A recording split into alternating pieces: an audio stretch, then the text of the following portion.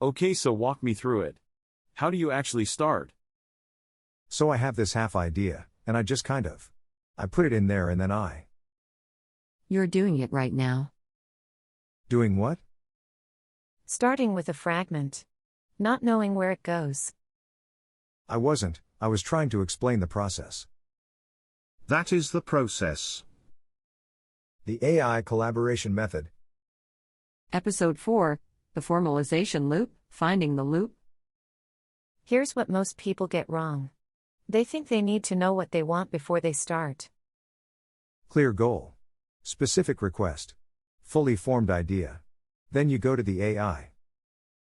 And if you don't have that clarity, you wait. Or you don't start at all. That's backwards. The clarity comes through the process, not before it. You start with a fragment. A hunch. A half-formed question. That's enough. But won't the AI just give me garbage if I give it garbage? That's the old model. One shot. Get it right or fail. This is a conversation. You give it a fragment. It responds. You see what comes back. And the response tells you something. Even if it's wrong, especially if it's wrong. Remember, it's a continuation machine. You give it a starting point, it continues. Fragments aren't lazy. They're leverage points. Small input, big continuation. So I can just start without knowing where I'm going? That's exactly how you start. Now let's talk about what happens next. Here's the dynamic. And once you see it, everything clicks. There's a division of labor happening. You bring something. The AI brings something else.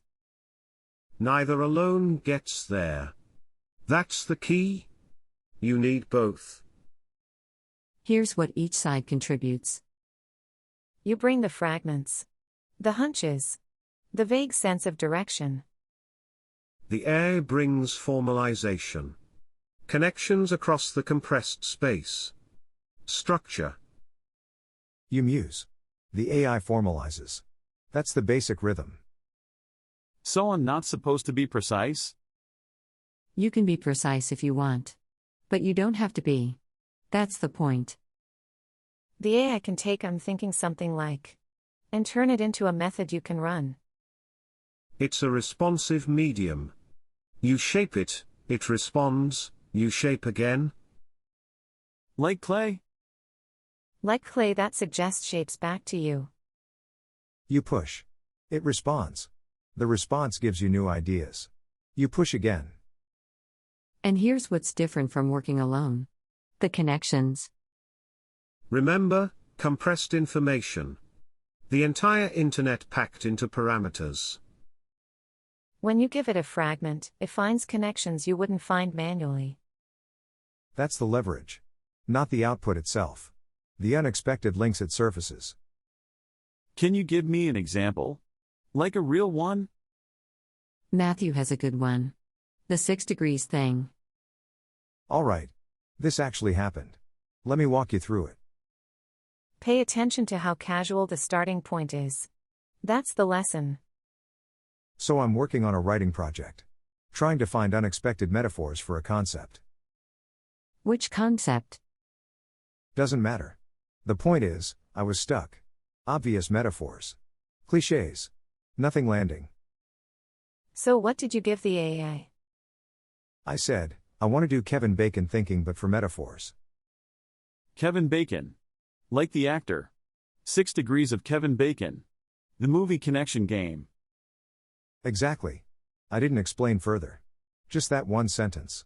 Casual. Half joking almost. And what came back? A complete method. Systematic metaphor traversal. Start with your concept, jump to an adjacent concept, then jump again, then look for metaphors from there. So it took Kevin Bacon thinking and turned it into an actual technique. With examples. With steps.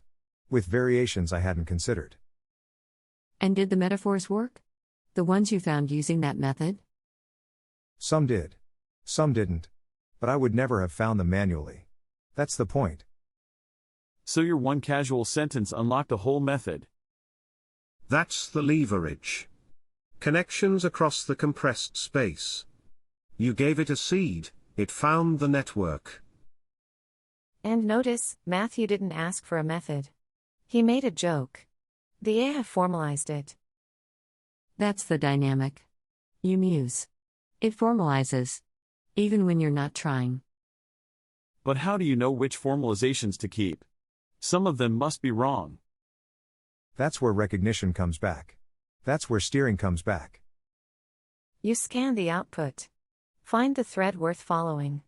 Carry it to the next turn.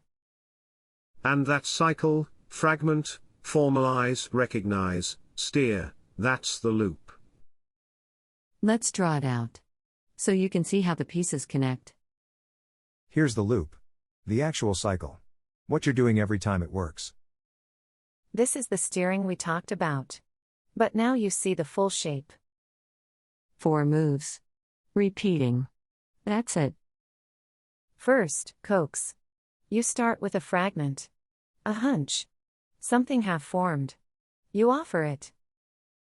Second, recognize. Output comes back.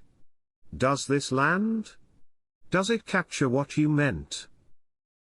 Third, steer.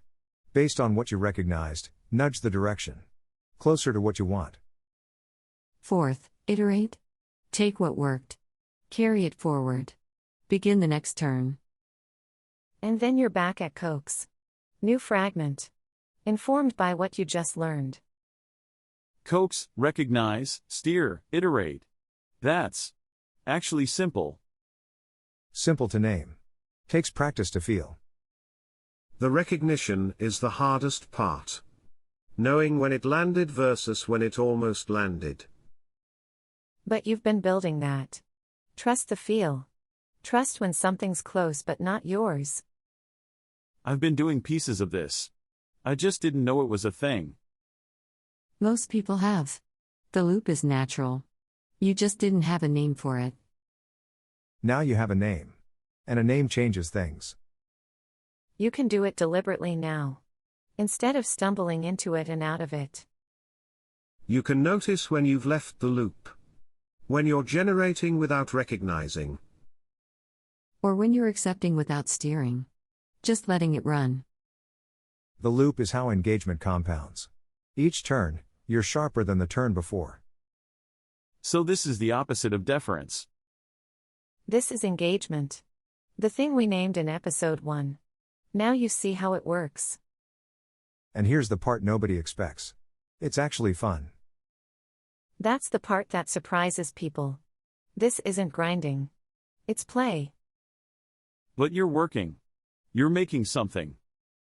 And the work doesn't feel like work. That's the strange part. Remember the generation trance? That was flow without steering. Seductive but blind. This is flow with steering. You're in it, but you're also watching. Both at once. The loop gives you structure. So you can stay in flow without losing judgment. You're generating. But you're also checking. Coax, recognize, steer. Repeat. So the loop solves the trance problem. It builds evaluation into generation. You don't have to stop to check. Checking is part of the rhythm. And here's what that means. You can work longer without drifting. Without losing yourself in it. The people who do this well describe it the same way. Energizing. Not draining. Because you're not fighting the tool. You're dancing with it. Okay. I get the loop. I get the dynamic. One question left. What's the question? Why now? You keep saying there's a window. What's the rush? Because this way of working, this open exploration, it won't last. Frameworks are coming. Best practices. Certifications. The usual codification. And once things get codified, the exploration closes. You follow the method instead of finding your own. Right now, you can find the loop your way. Build intuition before someone tells you the right way. That's the window. And it's open right now. But not for long. So this is the time. Next episode, before the frameworks. The early window.